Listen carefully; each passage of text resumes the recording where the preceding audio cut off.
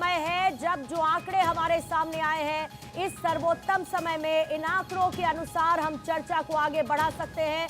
543 सीटों की ये टैली इस वक्त आपके सामने है। 290 पर इस वक्त आपको एनडीए लीड करती हुई नजर आ रही है और 228 सीटों पर है अलायंस, इंडिया अलायंस, और अन्य के खातों में इस वक्त 25 सीटें हैं। हालांकि अभी कई सीट्स पर आगे और पीछे की स्थिति कैंडिडेट्स के बीच में चल रही है, लेकिन इसके साथ साथ जैसे जैसे समय बीतेगा इलेक्शन कमीशन कई सीटों पर तस्वीर अब साफ करता हुआ नजर आ रहा है और इसी पर चर्चा करेंगे, क्योंकि जैसा कि मैंने पहले कहा कि ये सर्वोत्तम समय है और ये आंकड़े हमें आधार देते हैं कि 2024 लोकसभा चुनाव को लेकर हम चर्चा कर सके। मेहमानों का खास पैनल भी हमारे साथ मौजूद रहेगा और इसके साथ ही भारत 24 के कंसल्टिंग एडिटर अजय कुमार इस वक्त हमारे साथ हैं। भारत 24 की पॉलिटिकल एडिटर अदिति नागर शर्मा भी इस वक्त हमारे साथ मौजूद है। और अजय जी, आप ही के साथ शुरुआत करते हुए 290 228, क्या अभी की स्थिति में इसको एक क्लोज फाइट के तौर पर देखा जाए और खास तौर से in comparison to the exit poll? Purnima, इसे क्लोज फाइट कहना अभी बहुत जल्दबाजी होगी, क्योंकि अगर आप 290 प्लस और 228 या 230 के आसपास इंडिया अलायंस का सीट का टैली देख रहे हैं जो कि रुझानों में सामने दिखाई दे रहा है, तो ये इसे क्लोज कॉन्टेस्ट नहीं कहते, क्योंकि इंडिया अलायंस नहीं बल्कि एनडीए सरकार बनाने की स्थिति में पूरे तरीके से स्पष्ट है। तो इसलिए सरकार एनडीए की बनेगी, यहाँ कोई दुविधा नहीं है। लेकिन हाँ, चर्चा का विषय ये होना चाहिए, या दरअसल आज हम इस पर बड़ी चर्चा करते दिखेंगे कि क्या उत्तर प्रदेश, महाराष्ट्र, इन तमाम राज्यों में, राजस्थान, इन राज्यों में भारतीय जनता पार्टी को जो उम्मीदें थीं वो परवान नहीं चढ़ पाई। उत्तर प्रदेश की सबसे बड़ी स्टोरी समाजवादी पार्टी का सक्सेस रेशियो है। अगर आप महाराष्ट्र की बात करें, वहां पर भारतीय जनता पार्टी का नुकसान बड़ी स्टोरी बनेगा, और भारतीय जनता पार्टी के पक्ष में जाती हुई सबसे बड़ी स्टोरी बनेगी दक्षिण का द्वार, जिस पर भारतीय जनता पार्टी ने काफी उम्मीदें लगा रखी थी और वो सफल होता या फलित होता दिखाई दे रहा है। अगर आप आंध्र प्रदेश की बात करें, वहां पर टीडीपी के साथ एक अच्छा गठजोड़। उसके बाद आप जब कर्नाटक की बात देखें तो कर्नाटक में भारतीय जनता पार्टी अपने आप को काफी अच्छे तरीके से स्थापित करती दिखाई दे रही है। केरल में 2 सीटों के आसपास वहां पर बढ़त भारतीय जनता पार्टी की 15% के आसपास वोट शेयर 2015-2019 में, लेकिन अब उससे भी ज्यादा वोट शेयर, और उसके साथ साथ तमिलनाडु में भी वहां पर जो स्थिति है। तो कुल मिलाकर जो दक्षिण का फोकस, उसने भारतीय जनता पार्टी को उत्तर और पश्चिमी भारत में होने वाले तथाकथित तौर पर नुकसान को बड़े पैमाने पर पाट दिया है, और यह बताता है कि यह चुनाव बहुत ही पहले से सोचा समझा और रणनीति के आधार पर लड़ा गया है। लेकिन अगर आप रणनीति की बात करते हैं तो अदिति, इसमें किस तरीके की रणनीति नजर आती है? क्योंकि रणनीतिक तौर पर अगर हम देखें तो जो एग्जिट पोल के नतीजे थे, बीजेपी ये कह रही थी कि एग्जैक्ट पोल्स जो है वो इससे बहुत बेहतर होंगे। इसमें कोई दो राय नहीं कि एनडीए की सरकार बनती हुई आंकड़ों के हिसाब से फिलहाल की स्थिति में नजर आ रही है, लेकिन कम से कम ये उन आंकड़ों से बहुत पीछे है जो बीजेपी क्लेम कर रही थी। लेकिन जैसा कि अजय जी ने कहा कि सक्सेस स्टोरी में अगर उत्तर प्रदेश की अभी की स्थिति हम देखें तो बीजेपी को बड़ा नुकसान इन नंबर ऑफ सीट्स वहां पर नजर आता है, और सबसे बड़ी बात, समाजवादी पार्टी बेहतर करती हुई दिख रही। देखिए पूर्णिमा, सबसे बड़ी बात है, वैसे तो अजय जी ने कहा ये बात और ये सही भी है कि असली एनालिसिस और आकलन शायद अभी से 1-1.5-2 घंटे बाद, जब हम 10वें राउंड 11वें राउंड तक आएंगे या 7वें राउंड के बाद ज़्यादा बेहतर होगा। लेकिन इसमें कोई डाउट नहीं है कि विपक्ष लगातार एक बात कह रहा था एग्जिट पोल आने के बाद कि एग्जिट पोल सच के करीब नजर नहीं आ रहा, और जब बात बार बार 400 पार की हो रही थी, बात बार बार अकेले 350 तक आने की हो रही थी भारतीय जनता पार्टी की, उस लिहाज से नतीजे डिफरेंट अभी तक नजर आ रहे हैं। अब बात है सरकार बनाने की। देखिए, शुरुआत से मैंने कई बार इस चर्चा में दोहराया है, आपके साथ भी, अजय सर के साथ भी, कि तीसरी बार जब चुनाव है और नरेंद्र मोदी के चेहरे पर है तो वो फिर 400 या 350 का नहीं था, वो खुद भाजपा ने बनाया है।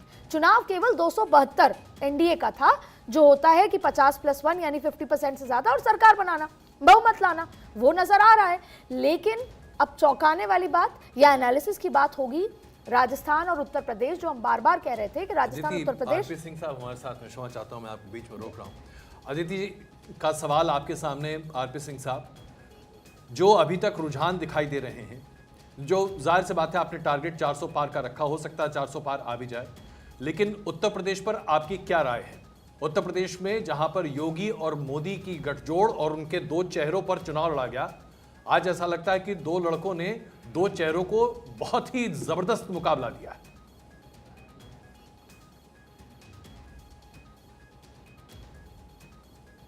आरपी सिंह साहब, आपके लिए सवाल है। जी, मेरा मानना है कि अभी 11:15 के लगभग बज रहे हैं, जरा 12:30 1 बजे के लगभग हम लोग जरा दोबारा बैठ लें तो इसके पूरे जो फाइनल रिजल्ट आएंगे उससे जरा क्लैरिटी हो जाएगी। तो ये अर्ली ट्रेंड्स हैं और मेरा मानना है कि जो भी होगा अंततः प्रधानमंत्री मोदी जी बनेंगे और सुनिश्चित हमको भरपूर आशीर्वाद ओवरऑल मिलेगा। देश की जनता ने भरपूर आशीर्वाद दिया है और सरकार हम लोग बना रहे हैं। सिंह साहब, इसमें कोई दो राय नहीं है कि अभी तक जो आंकड़े आ रहे हैं रुझान के आधार पर इस पर तय है कि प्रधानमंत्री नरेंद्र मोदी की अगुवाई में तीसरा टर्म भारतीय जनता पार्टी और एनडीए गठबंधन को मिल रहा है। मेरा स्पेसिफिक सवाल उत्तर प्रदेश के लिए, अदिति ने भी वही सवाल उठाया।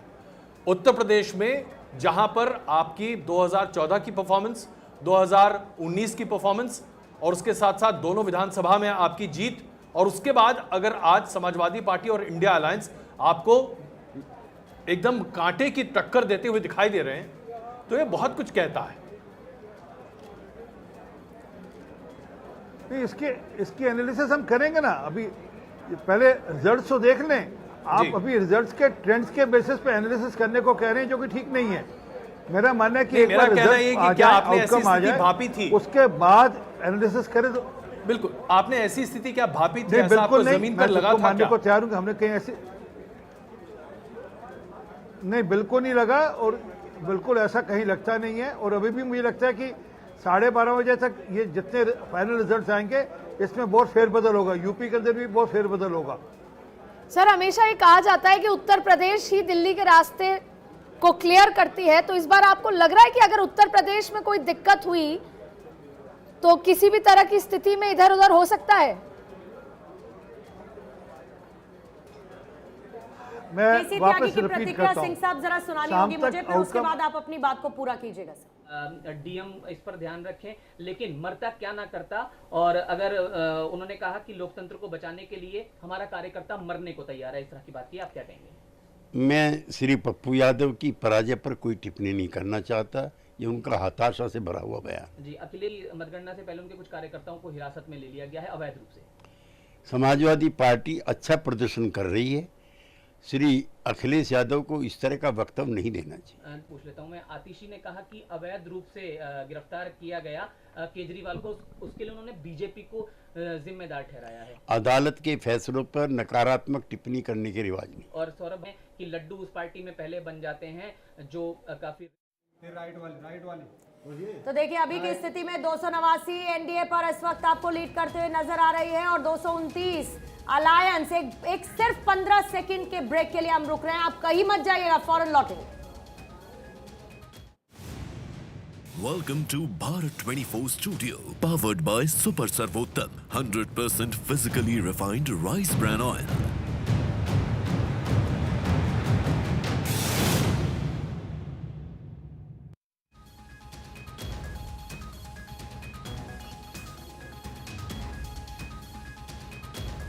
और आइए एक बार फिर से वापस लौटते हैं 543 सीटों को लेकर। अभी तक के रुझान 289 सीटों पर एनडीए, 229 सीटों पर इस वक्त इंडिया अलायंस नजर आ रहा है, 25 पर अन्य। मेहमान हमारे साथ बने हुए हैं। सिंह साहब, अपनी बात को आप पूरा कीजिएगा, फिर दीपक झा आपके पास आती हूँ।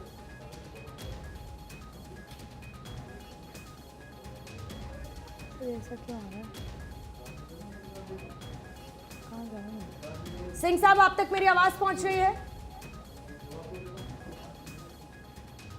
दीपक झा, आपसे प्रतिक्रिया लेना चाहूंगी, क्योंकि अभी जो रुझान है ऐसा पूरे 10 साल बाद हो रहा है जब कांग्रेस 100 के पार गई है। पहले तो आपको बहुत बहुत बधाई इसके लिए, लेकिन ये आंकड़े कितना प्रफुल्लित कर रहे हैं पूरे अलायंस को?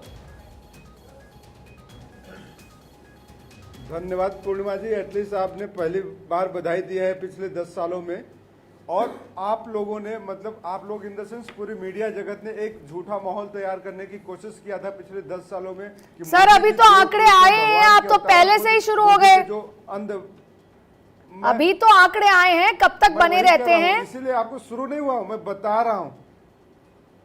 आपको बधाई दे रहे हैं, खुशी खुशी लीजिए, खुशी खुशी दीजिए, आरोप प्रत्यारोप मत करिए। बिल्कुल, ये झूठ का गुब्बारा फूटेगा जनता के ऊपर से। अब जो भ्रम का माया जाल था वो टूट चुका है। भाजपा अब कहीं नहीं है। भाजपा